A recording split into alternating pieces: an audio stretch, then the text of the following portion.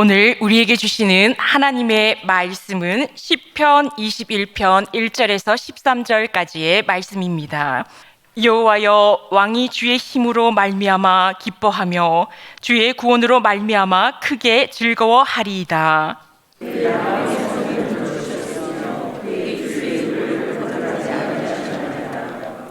주의 아름다운 복으로 그를 영접하시고 숭근 간을 그의 머리에 씌우셨나이다.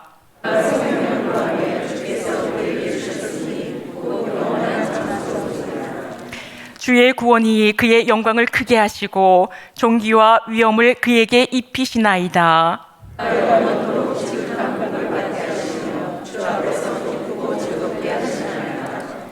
왕이 여호와를 의지하오니 지존하신 이의 인자함으로 흔들리지 아니하리이다.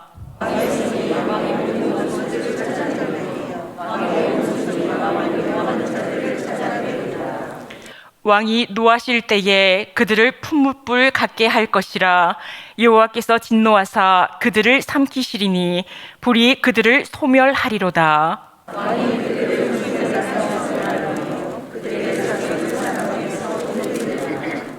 비록 그들이 왕을 해하려 하여 음모를 꾸몄으나 이루지 못하도다.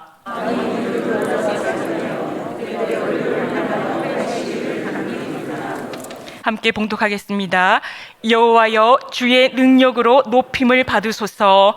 우리가 주의 권능을 노래하고 찬송하게 하소서. 아멘. 예, 오늘은 이제 시편 23번째 강해인데요. 이제 오늘까지 시편을 하고 시편은 이제 한동안 방학합니다. 언제 돌아올지는 모릅니다. 다음 주부터는 이제 제가 한 달 정도 수협에 설교를 안 하고 우리 선교사님들 오셔서 보고도 하고 또 재직 수련회도 있고 또 그러한 일정이 있습니다. 그래서 오늘까지 시편 강해를 하고 그다음에 제가 1월 달에는 마가복음을 또 한번 이렇게 살펴보도록 하겠습니다. 그래서 우리가 구약의 역사서를 봤고 그리고 또 시가문학을 조금 다루었고 그다음에 이제 신약으로 가서 복음서 한 편을 살펴보고 나서 그 다음에 또 어디로 갈지 그때 가서 또 광고를 드리도록 하겠습니다. 오늘 시편 21편 말씀으로 결코 흔들리지 않을 것입니다 라는 제목으로 말씀을 전하도록 하겠습니다. 시편 연구의 대가 중에 이 펜샴이라는 학자가 있습니다. 이 학자가 이 시편 21편을 연구하면서 이러한 이야기를 했습니다.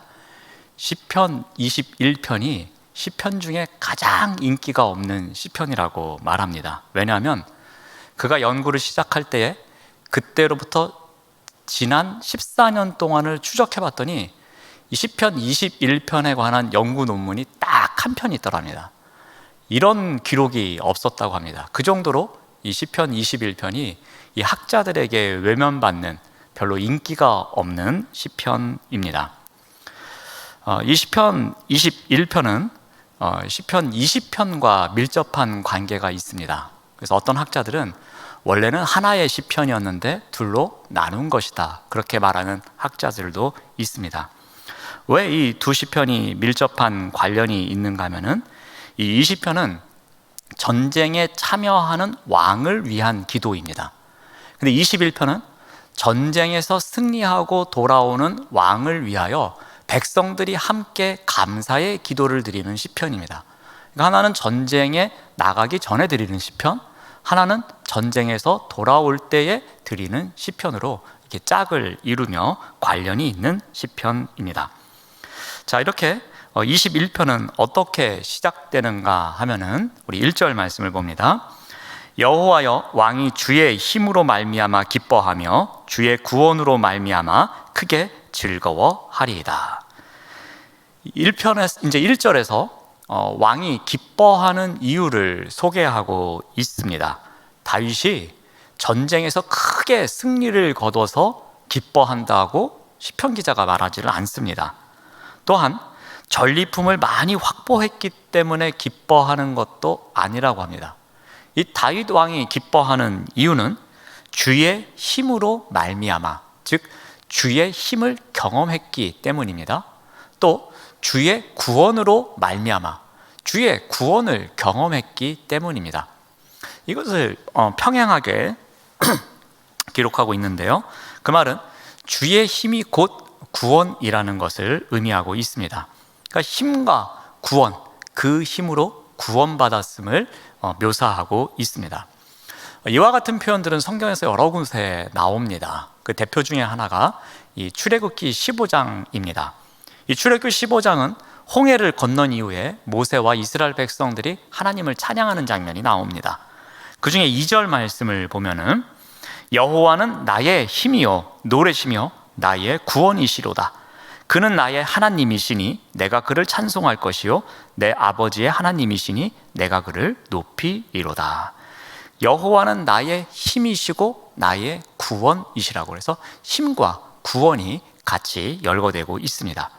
그러니까 출애굽 같은 엄청난 구원의 사건, 그것은 하나님의 힘과 별개의 사건이 아니라는 것입니다.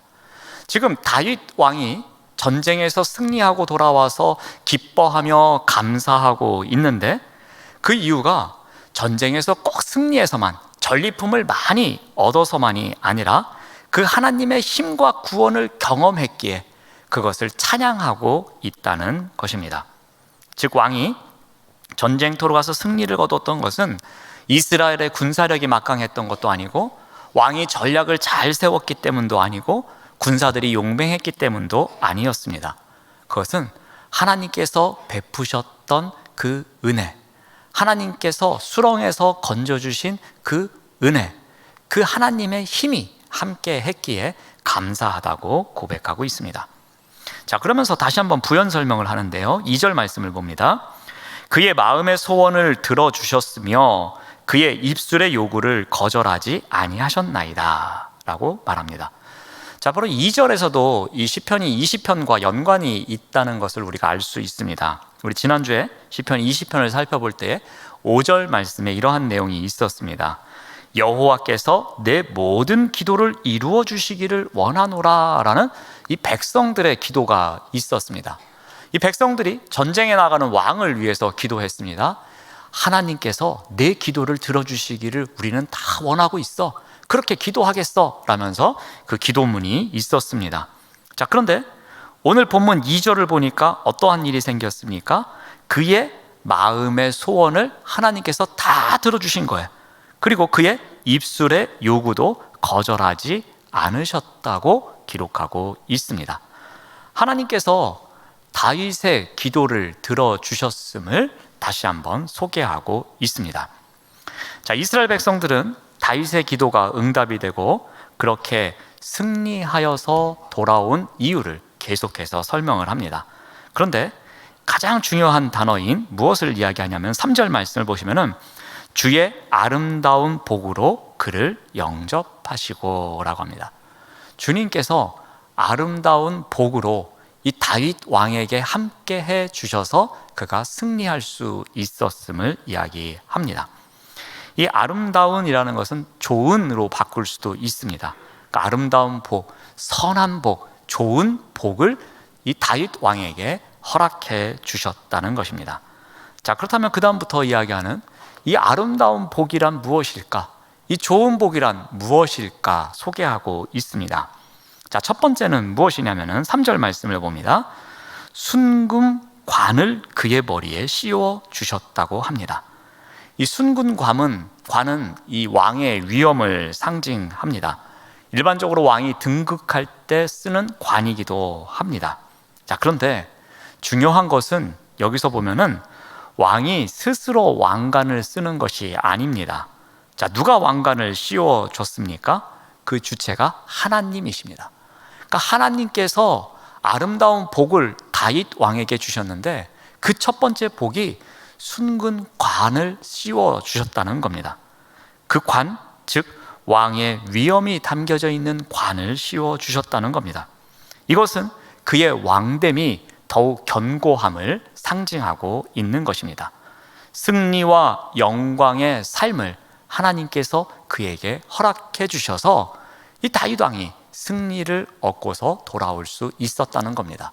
그런데 그 왕관을 누가 씌워줬다고 합니까? 하나님께서 해주셨다는 겁니다. 즉 하나님께서 힘을 주시고 하나님께서 구원을 베풀어 주신 그런 구체적인 복의 사건을 소개하고 있는 것입니다. 자, 두 번째로는 4절 말씀을 봅니다. 그가 생명을 구하매 주께서 그에게 주셨으니 곧 영원한 장수로소이다 라고 합니다. 왕이 생명을 지켜달라고 기도를 했습니다. 그런데 하나님께서는 더 큰 것으로 주셨어요. 어떤 복입니까? 영원한 장수라고 합니다. 아무리 왕일지언정 사람인데 어떻게 장수하되 영원한 장수가 있겠습니까? 이것은 우리가 문법적으로는 과장법인 것을 알 수 있을 것입니다. 여기서 나타내고자 하는 것은 영원까지 이르는 긴 시간을 말합니다. 그러니까 그만큼 이 왕이 전쟁터에서 다치지 않고 정말 건강하게 늘 승리를 거두면서 그 영원의 시간에 도달하기 바로 직전까지 살아있을 정도로 장수하기를 바라는 것입니다. 그리고 그러한 복을 주셨다고 기록하고 있습니다. 언약 안에서 축복을 얻은 이 다윗 왕의 삶을 보여주고 있는 것입니다. 이 또한 누가 주셨습니까? 주께서 주셨다고 합니다. 자, 세 번째 복은 무엇인가 하면 5절 말씀을 봅니다. 주의 구원이 그의 영광을 크게 하시고 존귀와 위엄을 그에게 입히시나이다 라고 합니다. 왕이 생명을 얻었을 뿐만이 아니라 영광과 존귀와 위엄까지 얻었다고 합니다. 여러분, 우리가 성경을 많이 읽어보신 분들은 아시겠지만 영광과 존귀와 위엄은 누구의 속성입니까? 이것은 사람의 속성이 아닙니다. 이것은 하나님의 속성입니다. 하나님께 영광을 올려드리고 위엄을 올려드리고 존귀를 올려드리는 것입니다. 이것은 하나님께서 왕에게 베풀어 주셨다고 합니다.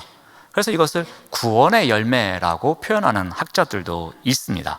즉 왕의 영광, 그 왕의 위엄, 그 왕의 존귀, 이 하나님의 속성을 그에게 줌으로 말미암아 이것이 하나님께서 그에게 베풀어 주신 구원의 열매임을 표현하고 있는 것입니다. 그러므로 이러한 열매가 왕에게 나타났다는 것은 무엇을 의미합니까? 여호와의 구원이 그에게 임했음을 이야기하고 있는 것입니다. 여호와의 구원으로 인해 이 왕이 하나님의 영광과 위엄과 존귀를 누릴 수 있게 되었다는 것을 말합니다. 자, 네 번째로 받은 복이 무엇이냐면 6절 말씀을 봅니다. 그가 영원토록 지극한 복을 받게 하시며 주 앞에서 기쁘고 즐겁게 하시나이다. 시인이 또 받은 복은 무엇이냐면 영원토록 지극한 복입니다. 아까는 영원한 장수가 있었는데 이제는 이 복이 끊이지를 않는다고 이야기를 합니다. 이 세상에 있는 것은 우리가 눈으로 보는 것은 다 유한합니다. 그리고 그것은 없어질 때가 있습니다.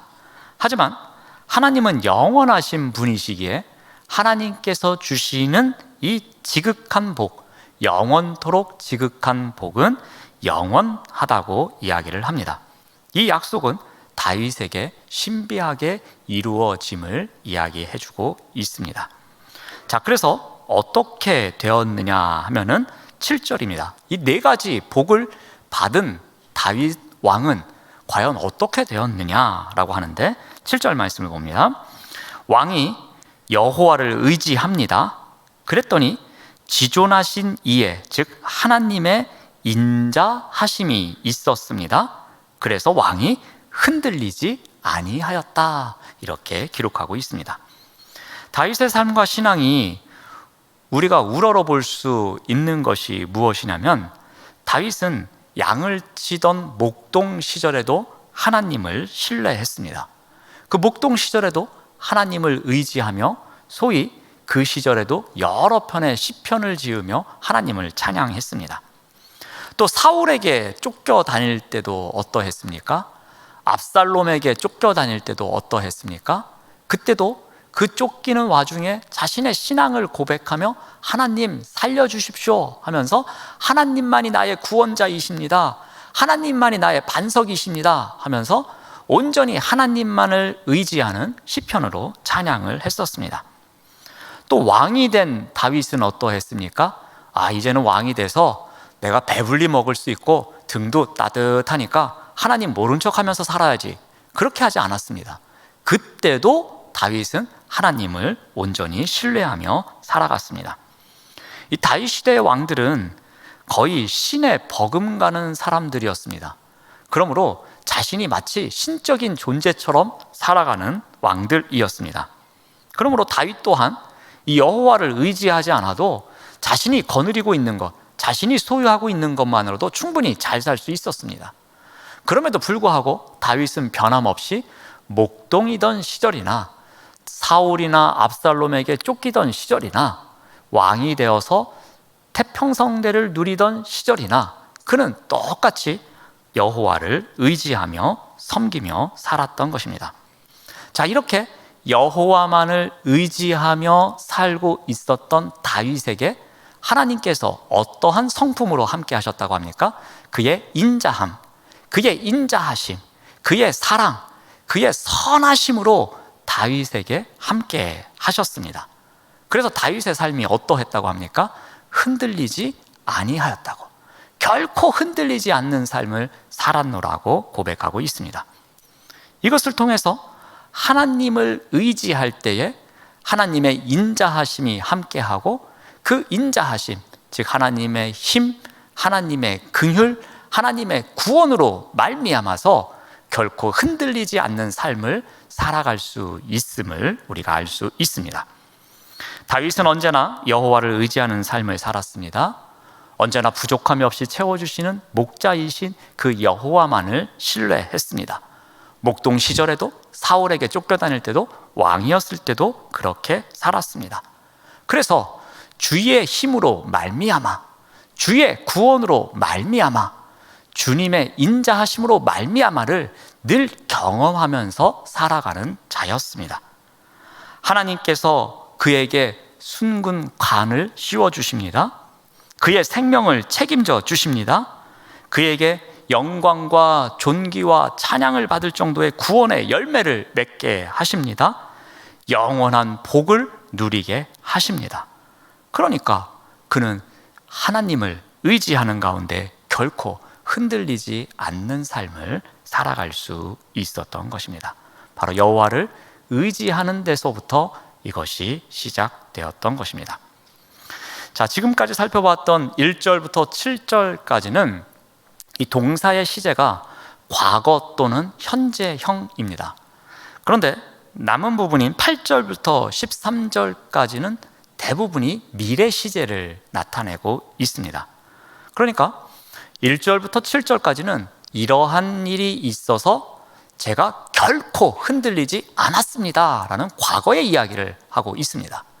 근데 8절부터 13절까지는 이러한 일을 해 주실 거기에 저도 앞으로도 계속해서 결코 흔들리지 않을 것입니다 라는 미래의 고백이 담겨져 있습니다. 자, 이제 미래의 고백을 한번 살펴보겠습니다. 결코 흔들리지 않을 것이라는 그러한 확신을 갖고 그런 선포를 할 수 있었던 비결이 무엇인가라는 겁니다. 그 이유가 무엇인지 한번 살펴봅니다. 첫 번째 이유는 하나님의 능력이 함께 하실 것이라는 확신이 있었기 때문입니다.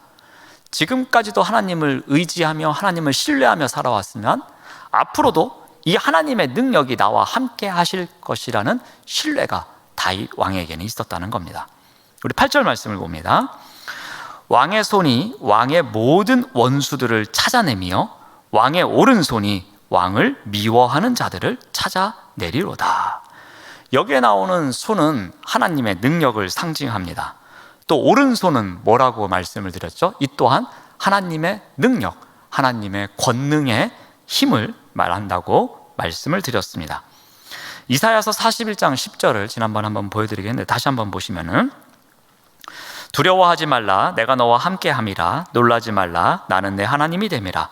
내가 너를 굳세게 하리라. 참으로 너를 도와주리라.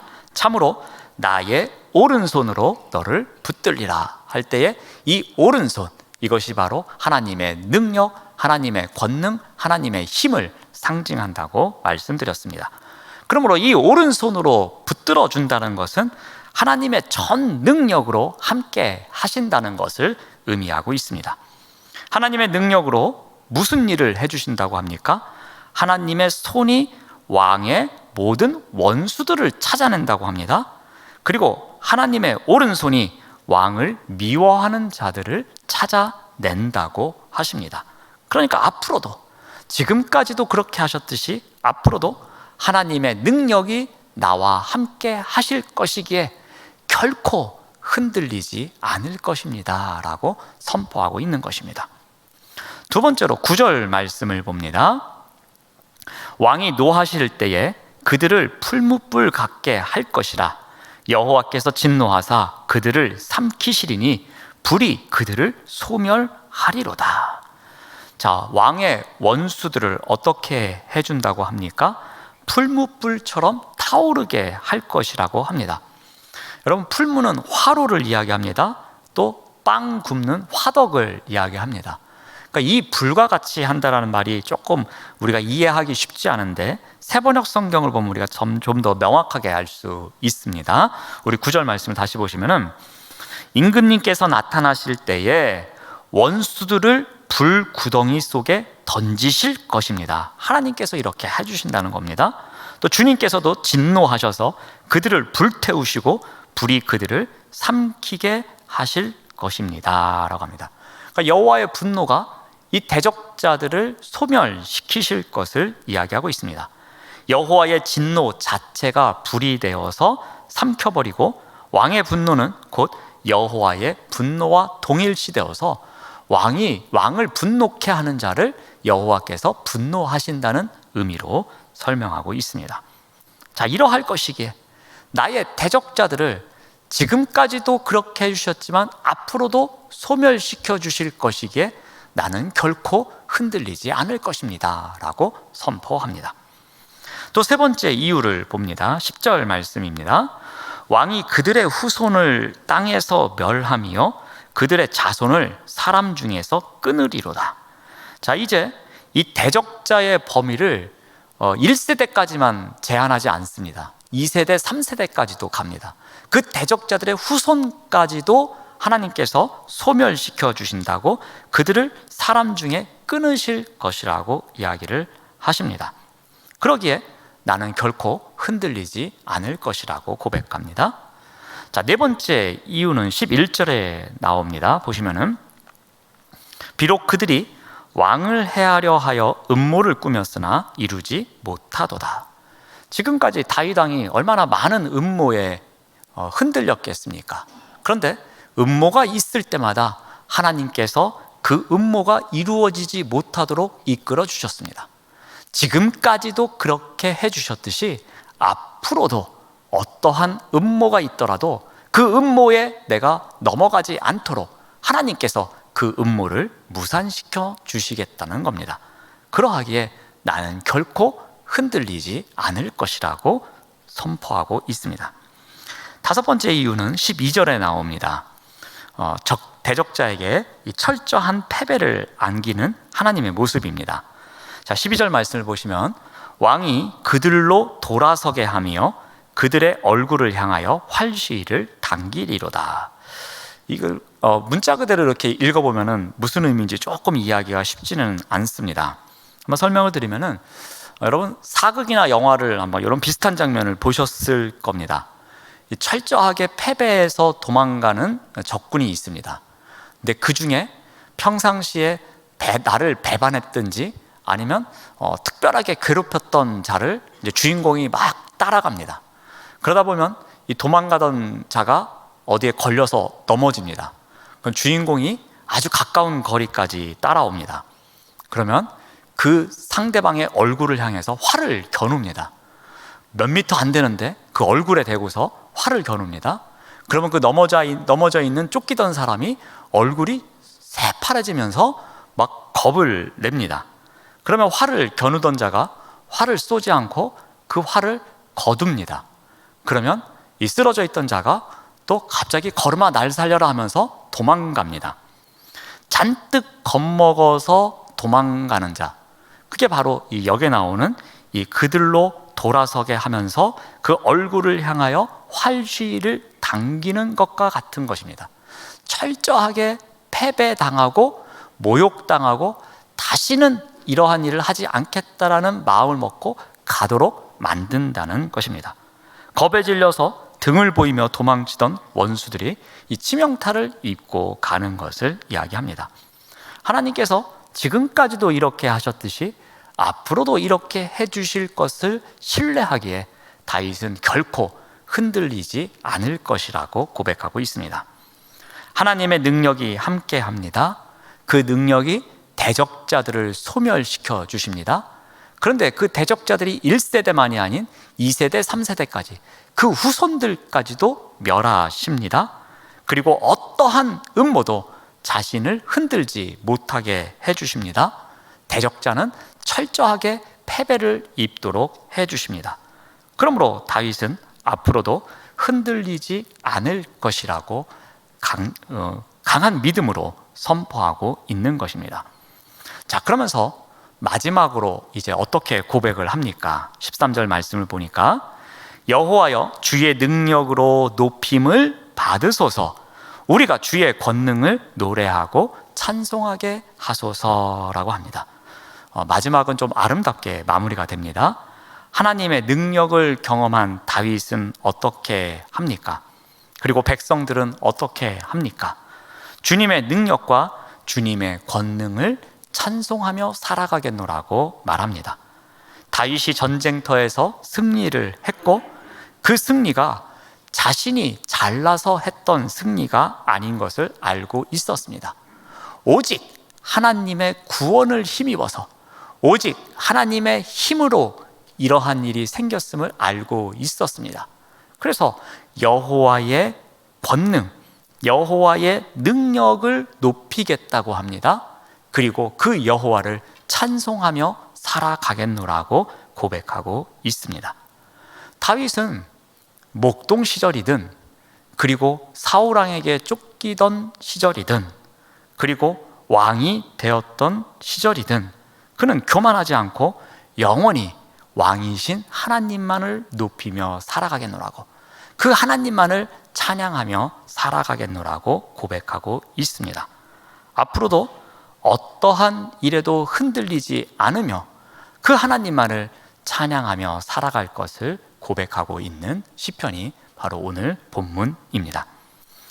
오늘 시편 말씀을 통해서 우리가 기억해야 할 것이 한 가지 있습니다.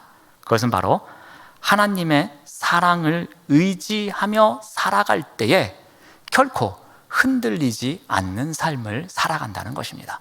바꿔 말하면 우리가 결코 흔들리지 않는 삶을 살아가기 위해서는 하나님의 사랑을 의지하는 삶을 살아가야 한다는 것입니다. 왜냐하면 하나님의 사랑은 영원하시기 때문입니다. 하나님의 사랑은 흔들리지 않는 사랑이기 때문입니다.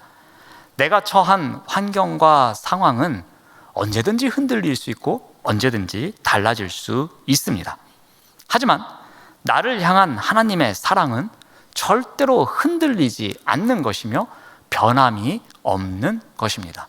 그러므로 그 하나님의 사랑을 의지하고 신뢰할 때에 우리가 결코 흔들리지 않는 삶을 살아갈 수 있다는 것입니다.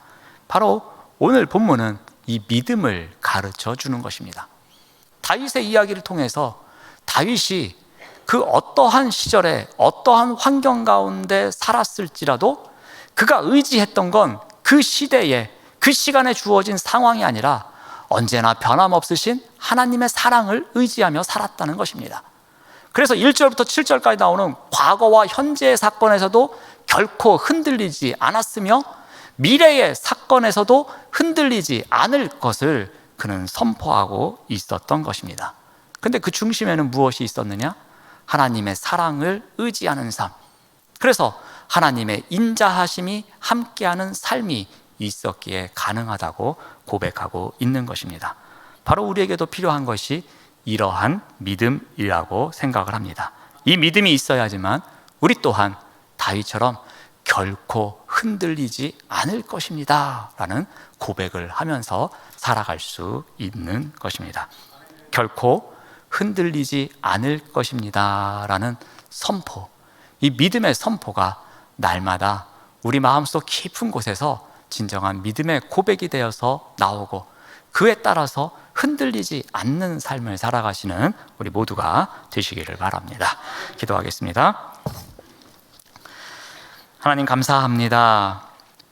하나님을 의뢰하는 삶을 살아가도록 인도하여 주시옵소서.